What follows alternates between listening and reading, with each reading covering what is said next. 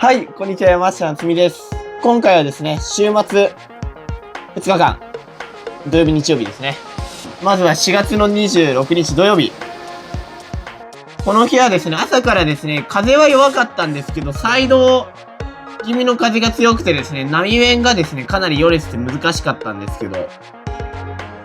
その中で練習していきました。崩れる場所をうまく合わせて乗っていく感じで、ドンピシャで当てないと、コンプリートしにくいっていう感じの波でしたね。看板的にはね、下げだったんですけど、だいたいこの時間がミドルタイドぐらいですね。ミドルタイドちょうど過ぎたあたりか。なのでね、ちょっとやや遠めですね。ヘラッチい感じで、パワーがなかったんで、しっかりですね、レールワークがないと乗れない感じだったんですけど、これはいいですね、最後スリーショットまで。ちょっと、ポイントを、ドンピシャのポイントをこういう風に当て込めないと、コンプリートできない感じでですね。しっかり走るライン取りを意識した感じですね。あとはレールワークかな。圧倒的レールワークが必要だったので、しっかり回す位置は気にしましたね。これいいスプレー。お波でこのスプレーターンすごいですね。で、無理にですね、この、ギャップ、手前にあるギャップをね、無理やりね、帰ってくるときに越そうとすると刺さってしまうことがままあったので、何もしなくてもね、前の波と重なることが結構あったので、基本ですね、このピッチが異様に、波と波の間隔が異様に短かったので、重なりやすかったんでね、そこをうまくどう処理できるか。うまく処理できるとこういう感じでかなりいいラップができたりとかあったんでね、そこが肝だったかなと思います。ただやっぱり波面がよれてる分ね、そこのポジションをキープするのも難しいし、最終的にですね、乗り切るラインを見つけるのも結構難しかったですからね。だいぶ技量は求められたかなと思うんですけど、しっかりトリックも入れながらライディングすることを意識しました。ペライかつこういうオンシャー気味のよれてる波はですね、大会とかで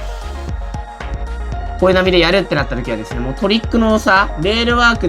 の差とトリックの差がかなり大きく出るかなと思うんで、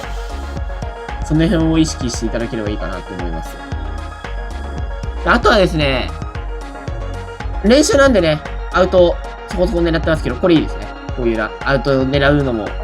走ってはいるんですけど、基本はですね、引きつけた方がこういう時は乗れるんじゃないかなと思います。僕は練習でちょっとアウトの波に当てる意識をつけるってイメージですね。早めに出て、こういう風に1枚必ずギャップを越すタイミングで出るようにはしてるんですけど、大会とかで例えば、無難にまず1、2本決めるってなったらですね、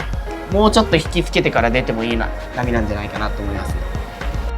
結局のところですね、先ほどちょっとコンプリートしにくいっていう話をしたんですけど、戻ってくるのが難しいんでね、大会だと点数つきにくいライディングが多く出やすい波なので、こういう時は。基本はですね、帰ってこれる距離感でしっかり当てるのがいいんじゃないかなと思います。このフロントいいですね。帰ってこれる距離感で当てれると、ライディングにもスピード感が出るんで、こういうパワーがなくて、パワーゾーンがですね、よれて少ない波でも、スピード感持って帰ってこれるんで、そういうラインを探しながら走ってみたりとか、ターンの位置をね、変えてみたりするのもね、いいんじゃないかなと思います。波が変わってきてね、もうどんどん潮がね、引いてっちゃってね、この辺のピークは難しくなっていったんでね、まあ、サクッと終わりになったっていう感じですね。はい、ここからですね、4月27日の日曜日ですね。まあ、本日なんですけど、本日はですね、朝一、波面整ってましたね。朝からオンシャー予報だったんですけど、一応オフシャーに触れて、波面もなぜか整ってたんです、少しだけですけど。少し整った状態でスタートしたんですけど、わりかし沖で風が入るのが早くて、もうこの映像の時間あたりではもうちょっと波がね、よれ始めちゃってるんですけど、ポイントは同じく西ですね。同じポイントで入りました。この昨日よりですね、波が、やや小波。波がよれてはいないんだけど、小波って感じだったんで、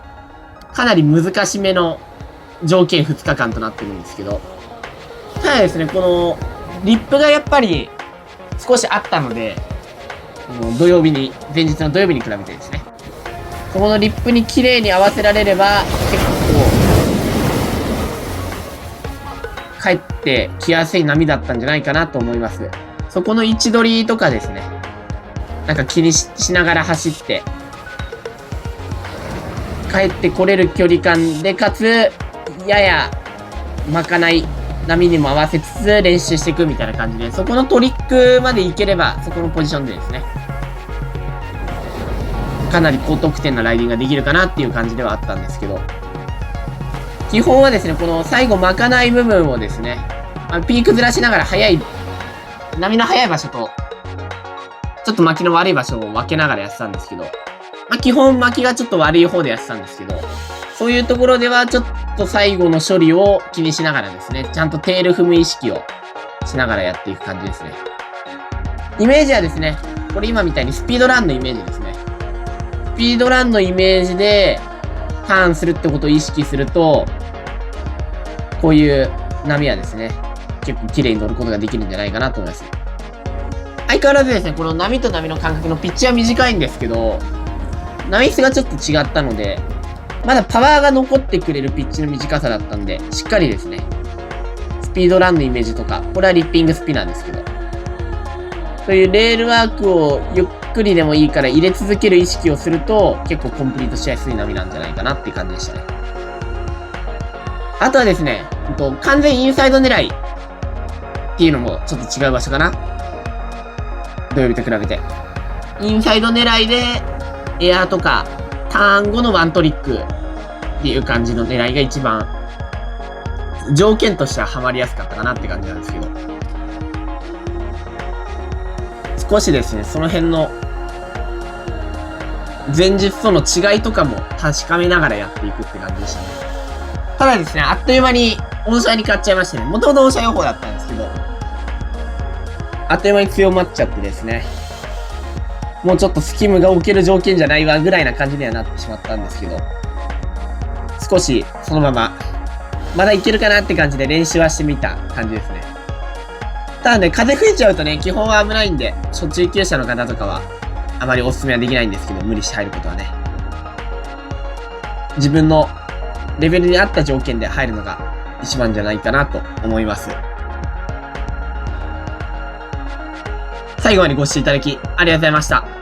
今回の動画良ければ高評価、チャンネル登録よろしくお願いします。それではまた次回の動画でお会いしましょう。